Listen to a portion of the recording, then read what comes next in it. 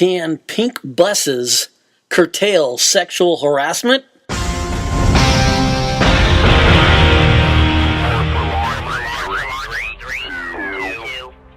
From someplace over Turkey, this is a Space Dog Radio Show. I'm the Space Dog. Thank you for tuning in. Space Dog Radio is your remote location radio station coming 24/7 around the planet and throughout the universe from SpaceDogRadio.com. You can also find us on YouTube, Facebook, and Twitter. Twitter at Space Dog Radio. Shouts out to our long-term listeners. You know who you are. Mukilteo to Melbourne, Conrad to Kiev, Toronto to Tachikawa, Sao Paulo to guess where? That's right, Savannah.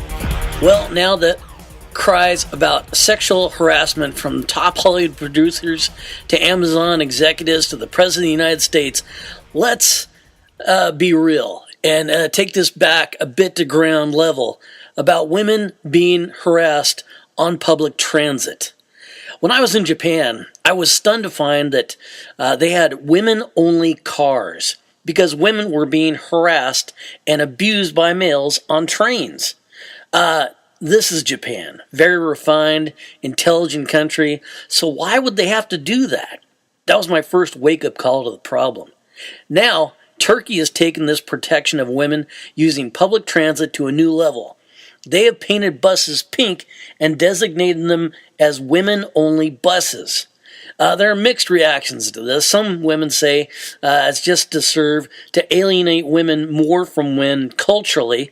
Some say that if a woman climbs onto the wrong bus, is that a sign that it's a worse signal? And others say education about what is appropriate and non-appropriate in terms of sexual harassment should be the focus. One example of the abusive behavior by men toward women in Turkey was an account from a woman who was screamed at by a man and slapped across the face because he did not like the clothes she wore. What was she wearing? Shorts. Nothing too outrageous. It wasn't like she was in a thong or anything. He slapped her across the face right there on the public bus.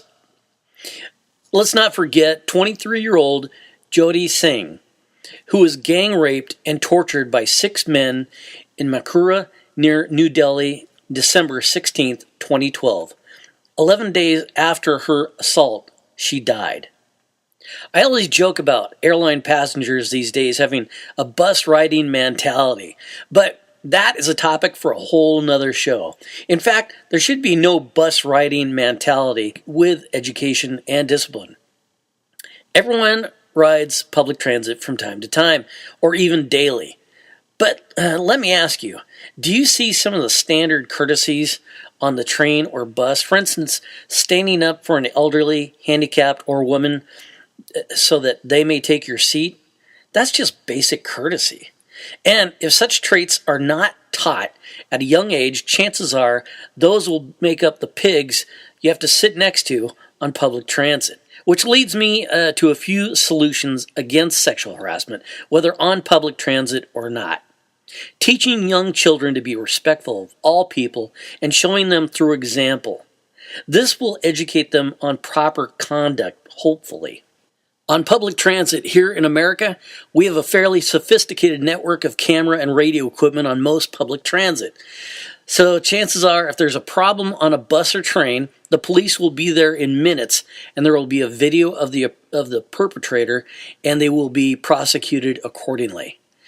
In the workplace, sexual harassment must be reported whether it is perpetrated from a Hollywood executive, a manager at a lumber mill, or the President of the United States. And the organization must take the highest priority in resolving the issue while properly punishing whoever is responsible for the misconduct.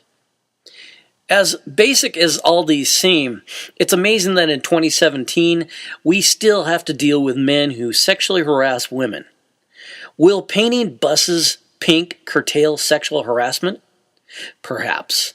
But in the long term, let's hope that education and proper enforcement to protect women from sexual harassment will eliminate further segregated society brought on by disgusting habits of men sexually harassing women. Are you with me on this, or am I just barking up the wrong tree? Either way, I'd like to hear from you. Check out our website, spacedogradio.com.